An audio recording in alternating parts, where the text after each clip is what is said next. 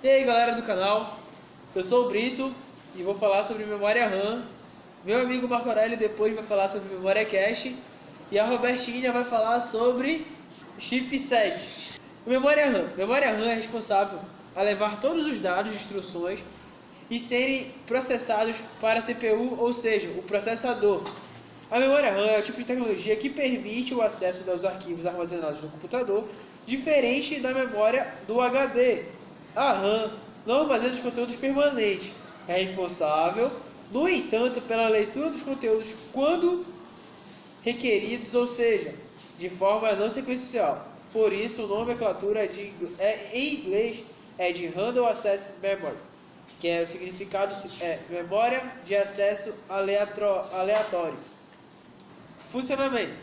O chip de memória RAM possui uma estrutura extremamente simples. Para cada bit 1 a 0 a ser armazenado em termos de minúsculos capacitor. Quando o capacitor está carregando eletricamente, temos o bit 1, e quando ele está descarregado, temos o bit 0. Para cada capacitor, temos um transitor de bit, ou seja, o processador também pode ser utilizado pelo Walter. Simultaneamente, controlador de memória, a produção de chips de memória, o simulador de processador. Para marcá-lo, a diferença é que os chips de memória, no caso que estamos vendo aqui, os chips de memória, são compostos por basicamente apenas estruturas básicas de conjuntos de capacitor e transitor, que é repetida alguns milhões de vezes quando processadores são formados por estruturas muito mais complexas devido estar simplificada a um chip de memória e muito barato de ser produzido, que procede apenas a 64 MB, por exemplo. Cada computador, importa ele qual seja, computador pessoal, computador de mesa que você tenha hoje em dia, ele tem que ter uma memória RAM, que era para o seu funcionamento. Uma parte dele é para funcionar os arquivos que estão armazenados no computador, e a outra parte que são arquivos que são voláteis, que são apagados a partir do momento que você desliga o seu computador para qualquer tipo de perda de memória.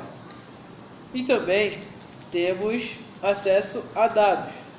Para ler e gravar dados de memória, assim como controlar todo o trânsito de dados entre memória e os demais componentes de micro, é usado mais de um circuito chamado controlador de memória, que faz a parte de chipset localizado na placa-mãe para facilitar o acesso de dados, dividindo os módulos de memória em linha e colunas, para acessar determinado transitor, ou seja, para gravar ou ler dados.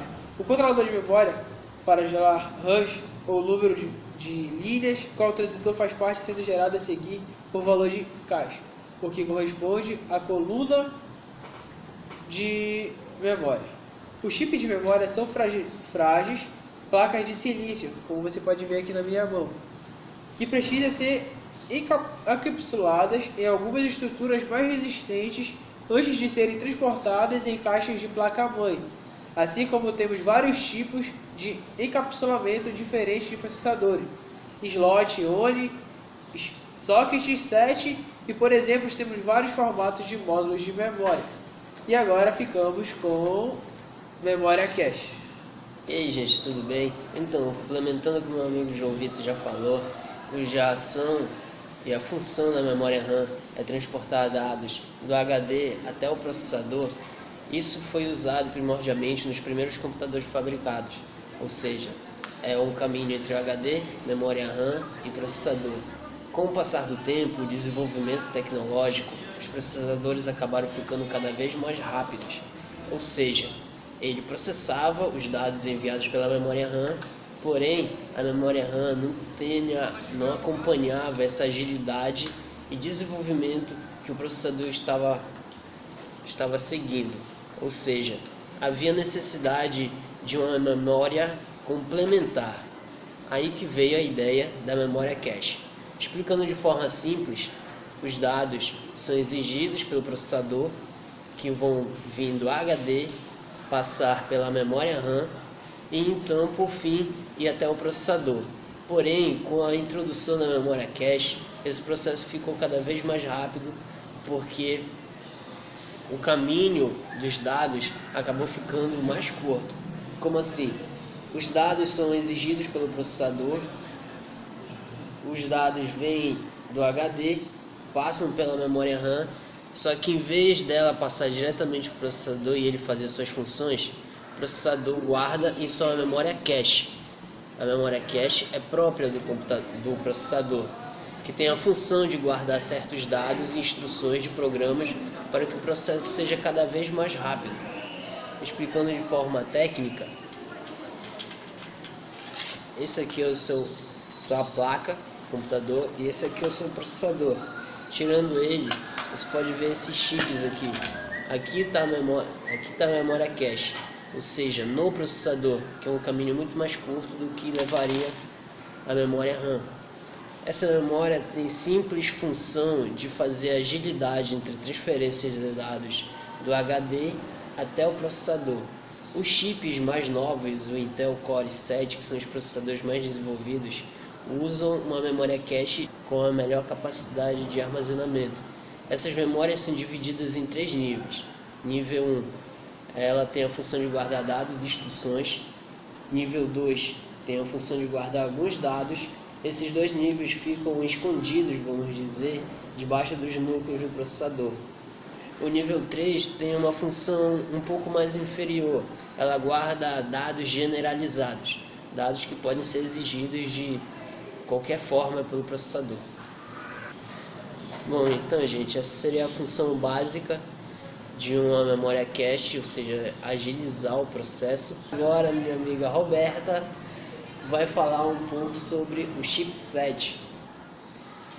Oi, meu nome é Silvia Roberta e eu vou falar sobre o chipset.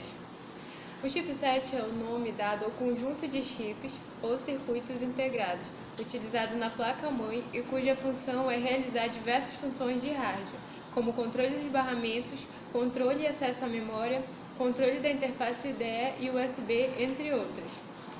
Em uma analogia, seria mais ou menos como o cérebro, recolhendo informações e enviando a parte do corpo adequada para a execução da tarefa, de forma que a função solicitada seja efetuada de forma satisfatória. Ele é dividido em 2 componentes principais, a ponte norte e a ponte sul.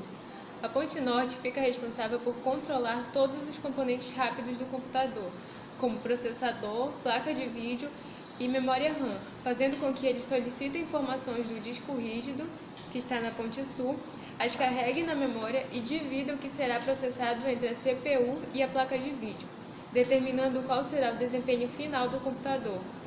A ponte sul fica responsável pelos componentes lentos do PC, também conhecidos como dispositivos de entrada e saída, o que inclui os discos rígidos SATA e IDE, portas USB, paralela e PS2, utilizado em teclados e mouses antigos.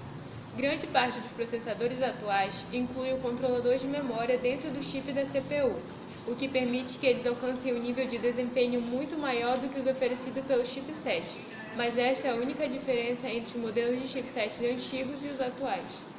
E galera, por hoje é só.